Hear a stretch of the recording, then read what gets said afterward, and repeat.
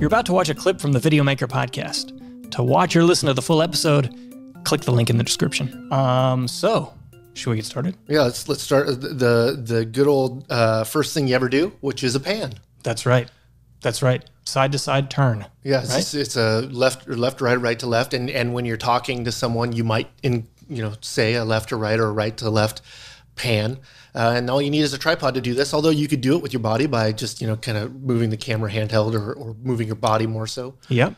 So this is slightly more common than the next shot we're going to talk about, but generally, people see the world in a horizontal plane. It's the shape of the horizon. Human beings are vertically oriented, but the world that we live in is mostly horizontally oriented. Yeah, we move from left to right when we go from place to place. So those types of moves. This is what we're looking at when someone gets our attention. Yep. We pretty much pan to look at what people are doing. Yeah, exactly. You generally will turn your head or turn your body to focus your attention.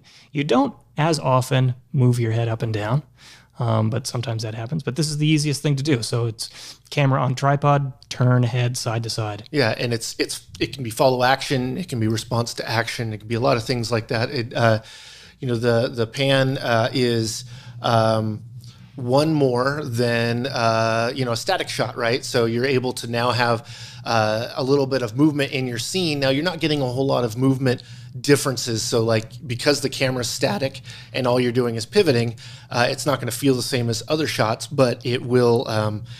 It's has more dynamics to it than a static shot, because that movement is going to draw your eye to whatever direction you're moving to, the action that you're either following or trying to get to.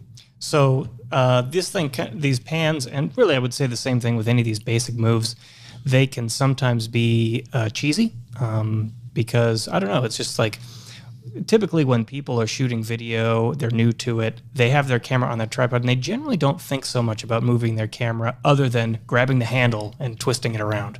And so, the more you do this, the more you start to, if you need to go from a subject in one location to another, you get in this mode of, okay, I'm going to actually move the camera to the new spot to get the new shot or whatever. I don't know, Chris, about you. When I have been most actively shooting video, I've noticed that I tend to use the pan less and less over time.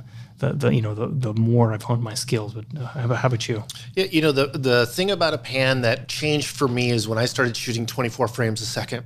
And so because of that, your pan has to be slower as to not get a bunch of shutter in your scene. So that was when I first started shooting 24p, when it started being available in cameras to do so, or in video cameras, that is. That was the first thing to be like, oh, I got to do something different. This is back in SD, but it was still, you could tell that, if you did a fast, you get away with a whip pan, which is a fast pan. Mm-hmm. Yeah. But you doing something faster, you either have to have a subject that the eye's watching and the background doesn't matter as much. But this is where that staccato, shuddery feeling gets if you move the camera fast, but not so fast that it's a whip pan. It's a gentle area, but I actually find myself doing pans, but in really small ways now. Mm-hmm. So trying to do a much, and I think this is in general shooting, is all of the actions have gotten more subtle as I've gotten more mature in my shooting. I think because it tends to be those are the shots that make the cut. And of course, always matters about subject matter and what you're actually trying to tell a story. But if I'm just looking for beauty and stuff, the slower pan is like subtle enough, but adds a little bit of movement. And it can be, for me, like I try to do a lot of slider shots and stuff, I actually can get that done really fast without having to make this complicated. So yeah. I can do a shot that has a little bit of movement in it, but I don't have to do any, it's just, I can get it done. It's bare bones. I don't need any more equipment to get this done. And sometimes you have to make those judgment calls if you're trying to get through the production in a meaningful, in a period of time that you don't have forever amount of time. You go, okay, I'm not going to do a slider move on this. I'm going to do a pan instead.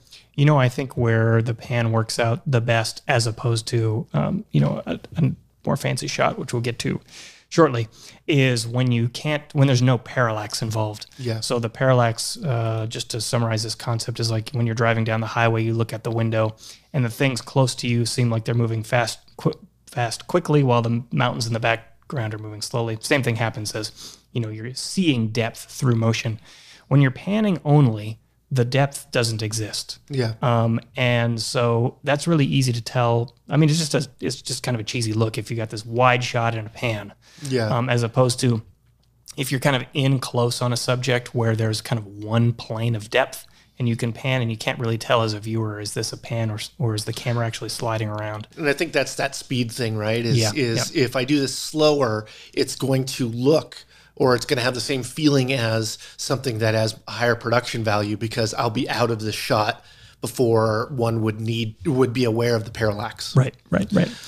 Okay, I thought we could talk 10 minutes about a pan. I know. Maybe we should change the podcast episode from camera movements to the pan. To Panning 101, Yeah. part 3. Yeah. Yes, exactly. We're going to have a whole series on panning. Yeah, that's right. Panning for gold.